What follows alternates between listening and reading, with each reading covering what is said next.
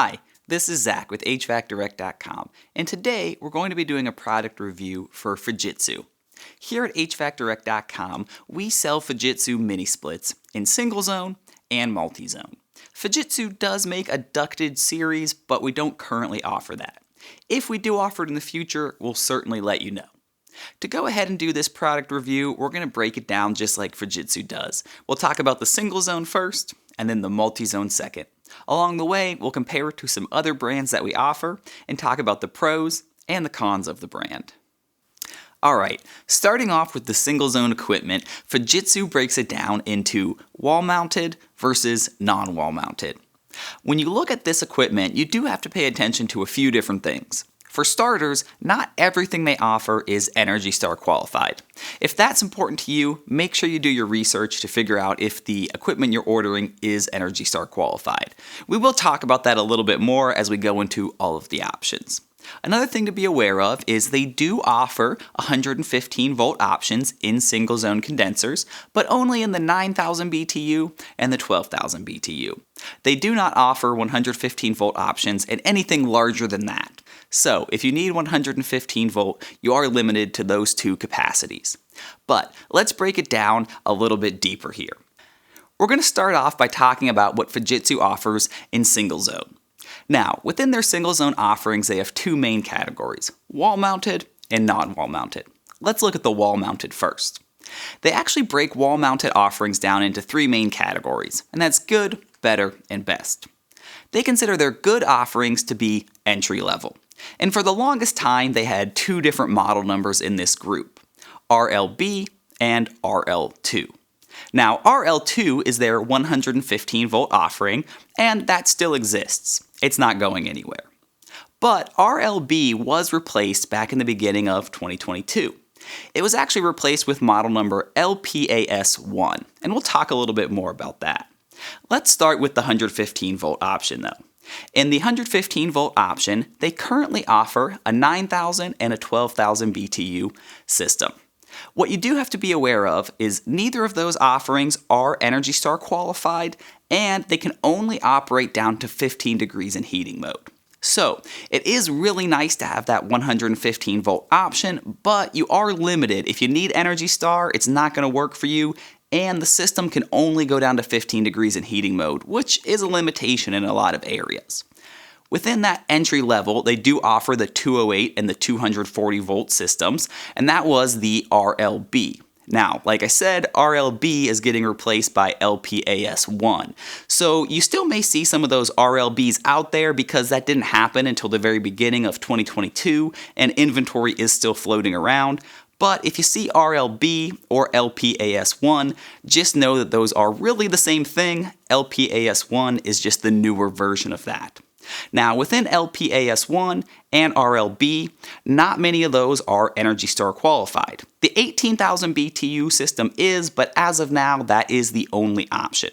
One thing that does change in the 208, 240 volt offering is the temperature range it can operate at. Some of those models are still limited to 15 degrees in heating mode, but a few of them go down to 5 degrees, so there's a little bit difference there. Just pay attention when you're looking to buy a system because that is something that could affect whether or not that equipment works for you. Alright, moving on to what Fujitsu considers their better category, we've got the LMA-S1 and the LMA-H1 models. Now you may be thinking, what's the difference between the two? And it's really just one very important thing. The LMA-H1 model is actually what they consider their XLTH systems, which is extra low temperature heating systems. And this is for people who need their mini split systems to operate at a very low temperature range. The XLTH can actually operate down to negative 15 degrees in heating mode, which is great. So if you need that, make sure that you're looking at the LMA-H1 models. They offer this in the better, and they have something similar in the best category. We'll get to that next. The other good news in this category is most of the systems are ENERGY STAR qualified, but once again, make sure you double check that for the specific equipment that you're ordering.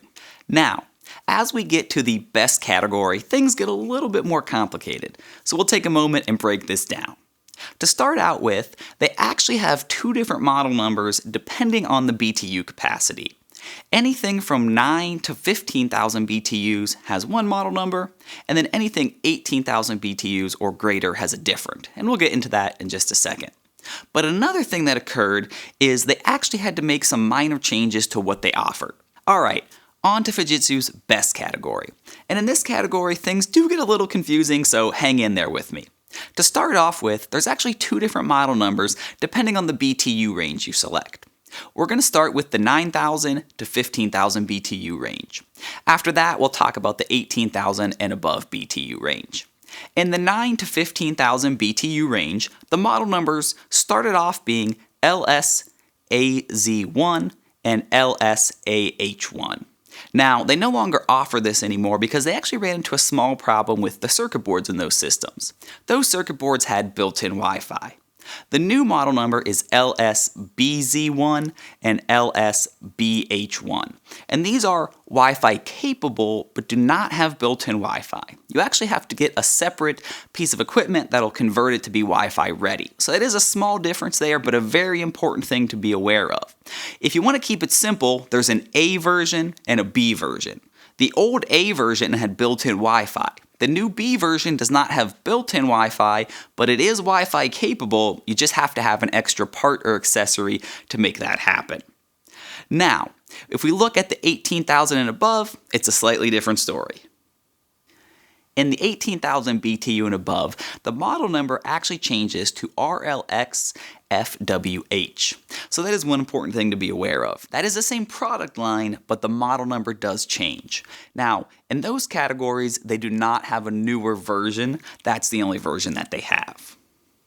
Now, speaking about temperature range, I'll try to keep it simple. If it has an H in the model number, whether that is the version with the B or the one I just mentioned, it goes down to negative 15 degrees. If it does not have an H in the model number, if it has that S at the end, this actually goes down to negative 5 degrees, which is a little bit better than the previous single zone systems. So if you go with the best category, even though it's not the XLTH, it will go down to negative 5. So there you have it, all of the single zone wall mounted options that Fujitsu offers. Let's move on to the non-wall mounted. In non-wall mounted options, Fujitsu does offer concealed ducts, ceiling cassettes, and floor mounted systems. To keep things simple, here's all you need to know. The only system that offers XLTH, or that extra low temperature heating down to negative 15 degrees, is the floor mounted.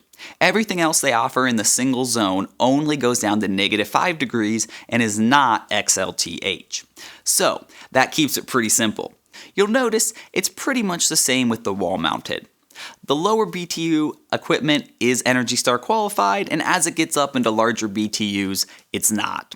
But other than that, guys, everything is pretty much the same. Whether you're installing a floor mount or a wall mount, the offerings are very similar. It's just the model numbers that change slightly. We'll start off by looking at the smallest capacity multi-zone condenser they offer, and that's the 18,000 BTU system. This is a two-zone system. Now, one important thing to know about two-zone systems is you have to connect both zones. You cannot only put one zone on this system, it will not function properly. In their 18,000 BTU system, they have two options. They have the standard option and the XLTH option.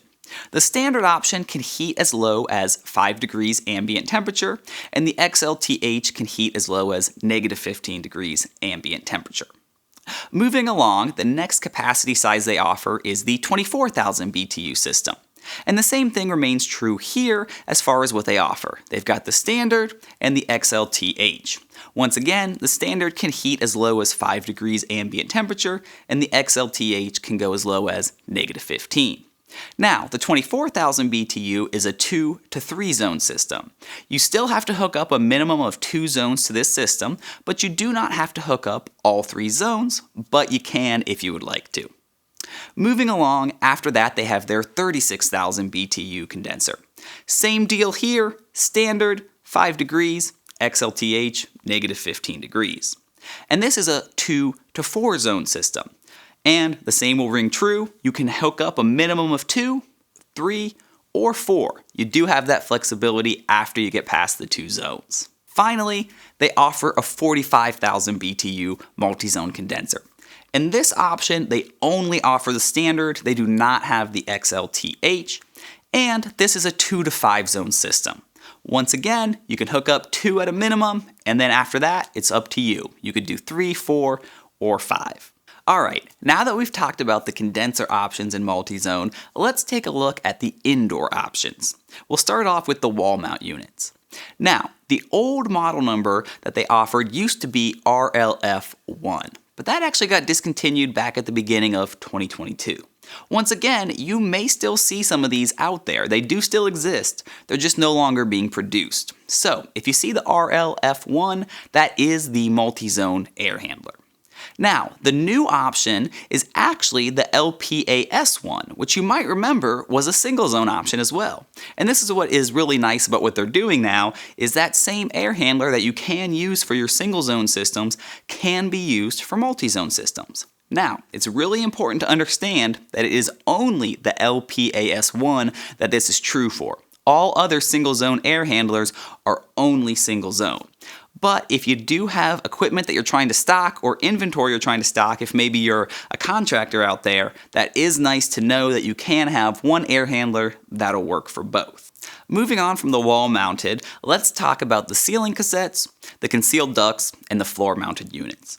Those model numbers used to be RLF as well, and they're also changing. They're actually changing to LUAS. And the nice thing here is that is the same as the single zone options. So, what Fujitsu is trying to do is take their multi-zone air handlers and let them be used for some of their single zone options as well, which gives you a lot more flexibility, which of course is always nice. Alright, so that covers pretty much all of the products that Fujitsu offers that we sell here at HVACdirect.com. Now, before we finish up this product review, there are a few more just general topics I want to touch on. And this first one is very important to understand. At HVACdirect.com, we do not manufacture Fujitsu, we simply sell it. So unfortunately, we do not control the warranty situation. And as of right now, officially what Fujitsu says is if you buy their equipment from any online retailer, not just us, it's any online retailer, they do not honor the warranty. So that is something that is really important to consider when looking to buy this equipment.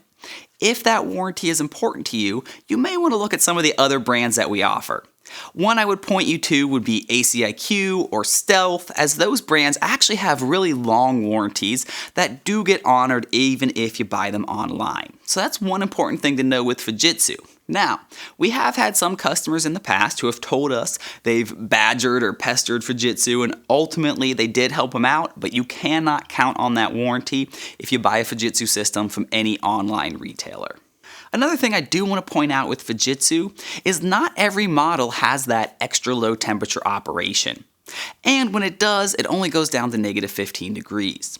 If you compare that once again to brands like ACIQ or Stealth, which go down to negative 22 degrees and pretty much have it built into every multi-zone unit, it is a little bit of a negative. When looking at some of Fujitsu's options, you're limited to even 5 degrees as your operating temperature in heating mode. So if you're in the northern climate, Fujitsu might not be the brand for you if you need that extra low temperature operation and you don't want to pay a whole lot extra to get it. Now, one thing that is nice about Fujitsu is it is a well-known brand, so no matter where you live, most likely your local contractor or installer will be familiar with the brand and the equipment and should have a relatively easy time getting parts. So, that is something to keep in mind whenever looking to buy equipment is, can you find somebody locally who feels comfortable with the equipment and can source the parts? Of course, here at HVACdirect.com, we are always willing to help you if you have any issues. We do have tech support on hand, and of course, we can get replacement parts for you, so keep that in mind as well. Alright, to wrap this video up, let's do a quick overview. Fujitsu is a well-made brand, it is a well-recognized brand, but it does have a few shortcomings that are a little bit hard to ignore. So overall, is Fujitsu the best option for you? Well, that's ultimately up for you to decide. But in my humble opinion, if you're in the northern region or you're looking to get the best bang for your buck, there are some other options out there that might be a little bit better. I would never discourage you from buying anything at HVACdirect.com, but if you're asking me, I might look at a few other brands that'll be a little bit better value and give you a little bit better operation. If you have any questions about Fujitsu or this video in general, please leave a comment down below. If there's anything we mentioned or didn't mention, let us know. And of course, if you have any suggestions for future videos or future product reviews you'd like us to do, please leave a comment as well. And don't forget to hit that subscribe button and make sure you're notified for all the new videos that we'll have coming your way soon. We hope to see you again soon.